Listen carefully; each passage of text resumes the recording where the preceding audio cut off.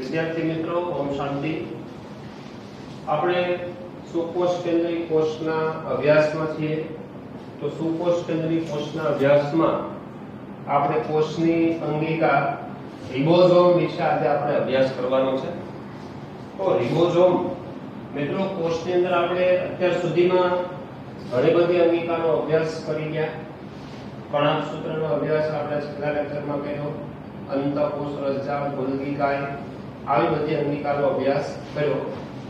હવે અત્યારે આપણે રિબોઝોમનો અભ્યાસ કરવા જઈ રહ્યા છીએ। તો અગત્યની વાત એ છે કે કોષની અંદર આવેલી નાનામાં નાની અંગિકા છે અને તે પટલ વિહીન રચના છે। પટલ વિહીન અંગિકા છે।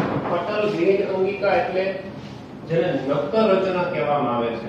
આ નક્કર રચના શબ્દો કે વચ્ચેમાં પોલાણ ન હોય, તો વચ્ચે પોલાણ ન હોય એવી રચના છે એને નક્કર કહેવામાં આવે છે। તો નાનામાં નાની કોષની અંદર સૌથી નાનામાં નાની પટલ વિહીન અંગિકા છે।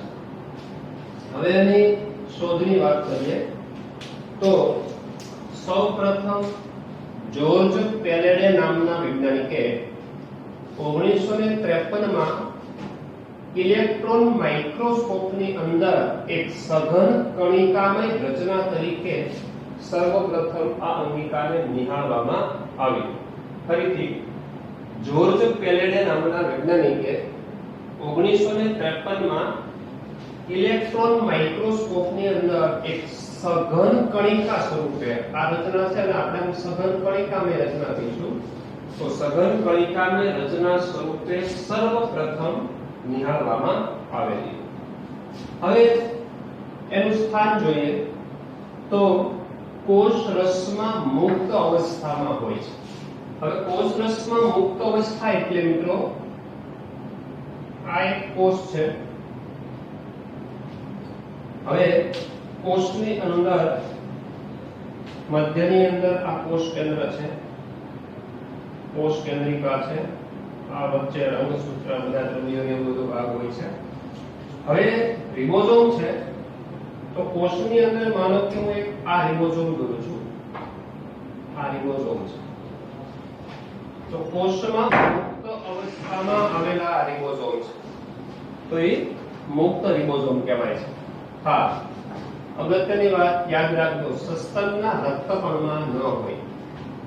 સસ્તન પ્રાણીઓનું જે રક્તકણ હોય તો સસ્તન પ્રાણીઓના રક્તકણની અંદર આ અંગિકા હોતી નથી। પછી બીજું સ્થાન છે અંતઃકોષ રસજાળની સપાટી પર। આપણે મિત્રો ભણી ગયા કે અંતઃકોષ રસજાળ છે કોષની અંદર આવેલી આવી સમગ્ર જાળીની જેમ પથરાયેલી રચના, એમાં આપણે રિબોઝોમની કણિકાઓ જેને આપણે કણિકામય અંતઃકોષ રસજાળ કહીએ છીએ।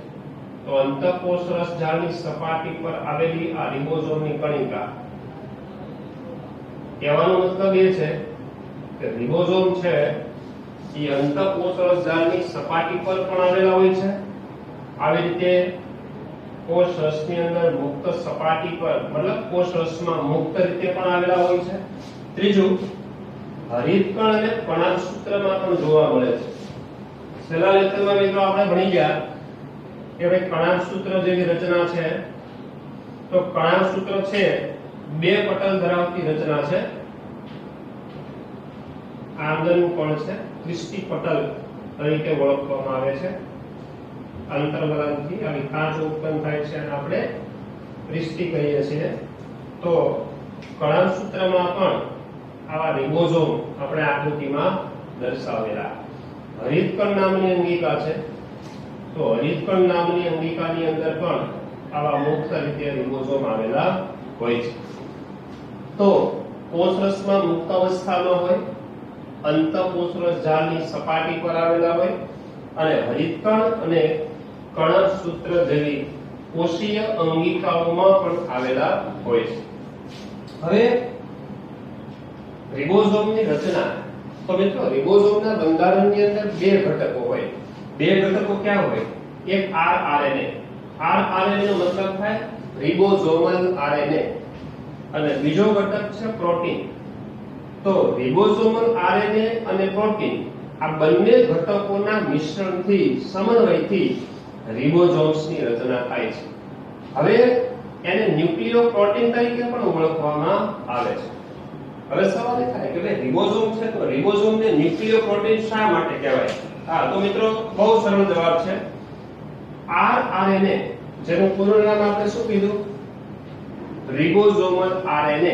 તો આરએનએ છે તો આરએનએ તો મિત્રો ન્યુક્લિક એસિડ છે. ડીએનએ અને આરએનએ છે એ બે ન્યુક્લિક એસિડ છે. હવે ન્યુક્લિક એસિડ અને વત્તા પ્રોટીન, તો ન્યુક્લિક એસિડ અને વત્તા પ્રોટીનનું મિશ્રણ બને એટલે એને ન્યુક્લિયોપ્રોટીન તરીકે ઓળખવામાં આવે છે. હવે રિબોઝોમ છે કદની દ્રષ્ટિએ વિવિધતા ધરાવે છે. એટલે કે નાના કદના હોય કેટલાક મોટા કદના હોય છે, પણ એ કોષને આધારે. દાખલા તરીકે જાણો છો મિત્રો કે ભાઈ કોષ છે એના મુખ્યત્વે બે પ્રકાર છે. એક આદિકોષ કેન્દ્રી કોષ અને સુકોષ કેન્દ્રી કોષ. હવે સુકોષ કેન્દ્રી કોષ હોય એમાં મોટા કદના રિબોઝોમ હોય છે અને આદિકોષ કેન્દ્રી કોષ હોય એમાં નાના કદના રિબોઝોમ હોય છે. મોટા કદના રિબોઝોમ જેને 80 સ્વેટબર્ગ S. હવે મિત્રો અહીંયા S નો મતલબ થાય છે સ્વેટબર્ગ. આ સ્વેટબર્ગ છે એક રિબોઝોમના કદના માપન માટેનો એક એકમ છે. એક વૈજ્ઞાનિકના સંશોધનના વૈજ્ઞાનિકના નામ પરથી આપવામાં આવેલો આ એકમ છે. સંશોધન કરતા વૈજ્ઞાનિક છે બરાબર, એનું નામ છે સ્વેટબર્ગ. એટલે એમણે પોતાના નામ પરથી રિબોઝોમના કણિકાઓને ઘનતાના તફાવતને આધારે નાના અને મોટા કદની અંદર વિભાજન કરી છે. એટલે આ સ્વેટબર્ગ છે એ રિબોઝોમના કદનો એકમ આપણે લઈશું. તો 80 સ્વેટબર્ગ અને 70 સ્વેટબર્ગ. હવે આ રિબોઝોમ છે બંને પ્રકારના, નાના કદના અને મોટા કદના, એ બંને બે પેટા એકમોથી બનેલી રચના છે. બે પેટા એકમો એટલે માનો કે 80 સ્વેટબર્ગ પ્રકારના રિબોઝોમ છે તો એના બે પેટા એકમો છે, 60 સ્વેટબર્ગ અને 40 સ્વેટબર્ગ. એનો મતલબ એવો કે અહીં આકૃતિમાં જોઈ શકો છો બાજુમાં કે આ એક રિબોઝોમનો અણુ છે. હવે રિબોઝોમનો અણુ છે એમાં એક નાનો એકમ છે, એક મોટો એકમ છે. તો કોઈ પણ રિબોઝોમ હોય એમાં એક એકમ હંમેશા નાનો હોય અને એક એકમ હંમેશા મોટો હોય. તો આવા બે પેટા એકમોથી બને છે. હવે તમારે ખાસ યાદ રાખવાનું છે કે ભાઈ 80 સ્વેટબર્ગ પ્રકારનો રિબોઝોમ છે એના બે પેટા એકમ 60 સ્વેટબર્ગ અને 40 સ્વેટબર્ગ, અને 70 સ્વેટબર્ગ પ્રકારનો જે રિબોઝોમ છે એના બે પેટા એકમ છે 30 સ્વેટબર્ગ અને 50 સ્વેટબર્ગ. હવે મિત્રો કદાચ તમને સવાલ થશે કે 60 અને 40 તો 100 થાય, 50 અને 30 તો 80 થાય, પણ અહીંયા સરવાળો કરવાની વાત નથી. બે નાના અને મોટા પેટા એકમ તરીકે જે ઘનતાના તફાવતને આધારે જે વૈજ્ઞાનિકે અલગ કરેલા છે એના પરથી પેટા એકમો નક્કી થયેલા છે. એટલે બંનેનો સરવાળો કરવાની વાત નથી, ખાસ ધ્યાનમાં રાખજો. તો પરીક્ષામાં સવાલ પૂછાય કે સુકોષ કેન્દ્રી કોષમાં કેવા પ્રકારના રિબોઝોમ્સ હોય? તો કે 80S પ્રકારના મોટા કદના, અને એના પેટા એકમો 60 સ્વેટબર્ગ અને 40 સ્વેટબર્ગ.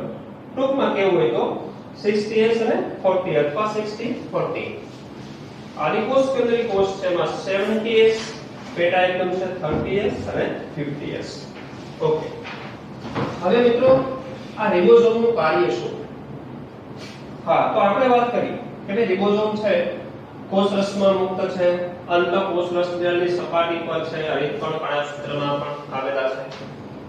તો અંતઃકોષરસ જાળ પર આવેલા રિબોઝોમ્સ, હવે જાણો છો કે રિબોઝોમ છે મિત્રો પ્રોટીન સંશ્લેષણ માટેનું સ્થાન છે.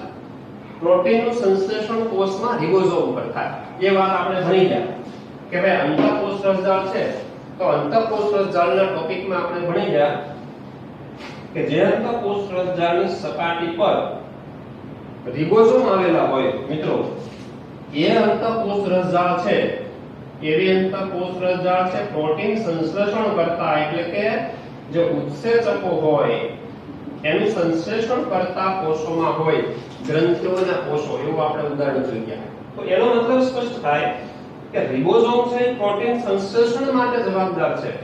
તો અંતઃકોષરસ જાળ પર આવેલા રિબોઝોમ્સ હોય એ પ્રોટીનનું સંશ્લેષણ કરે, પણ કેવા પ્રકારના protein?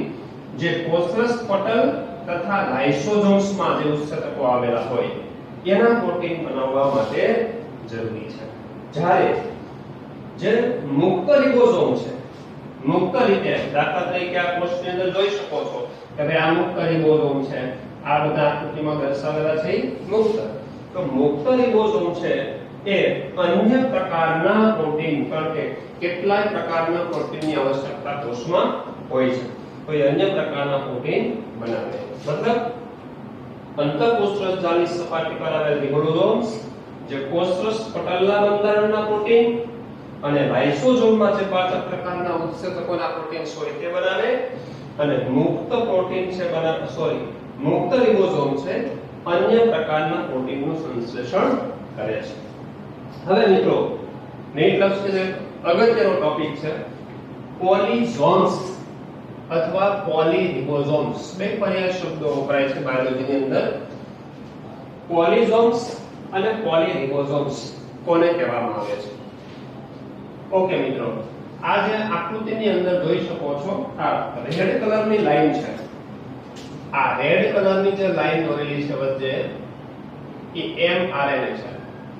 mRNA means messenger RNA.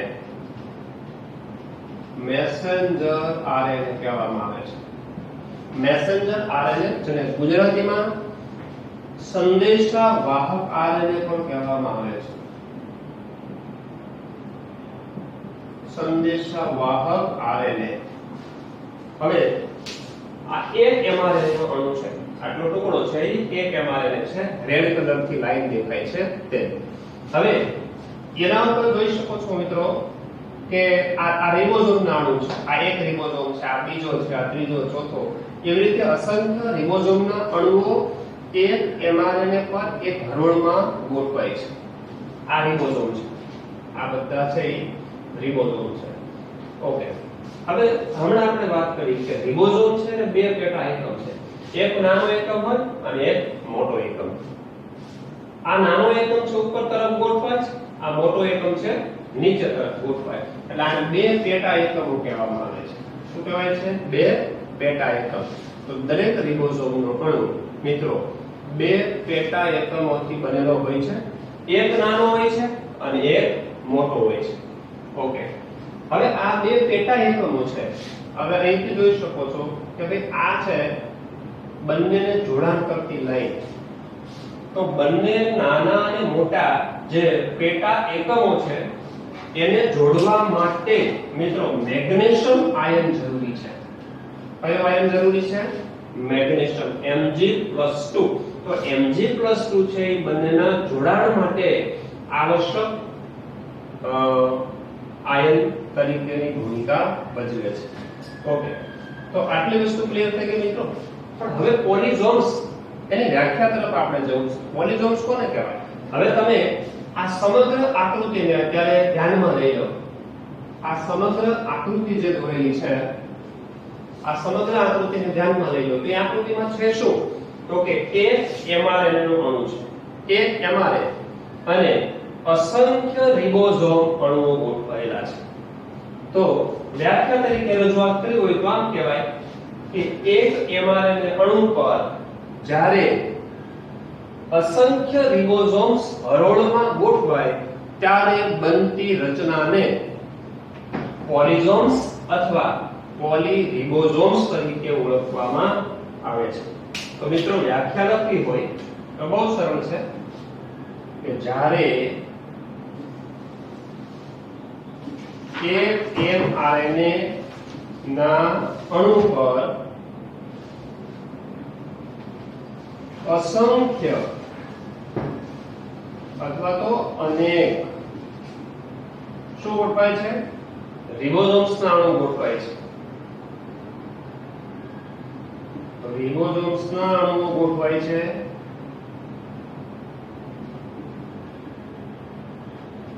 ત્યારે બનતી રચનાને